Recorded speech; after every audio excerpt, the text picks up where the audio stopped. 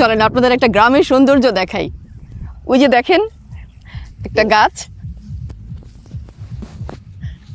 আমরা এই গাছে একটা কাঠবিড়ালি দেখছি। ও কাঠবিড়ালি, আমাকে একটা পেয়ারা দাও, একা একা খেলে পেটে তোমার পিলে হবে।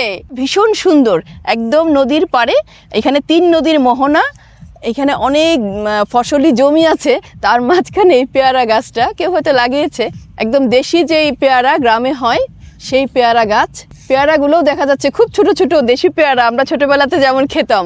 এখন তো সব বড় বড় পেয়ারা হয়ে গেছে, চাষের পেয়ারা, ওগুলো আসলে ভালো লাগে না।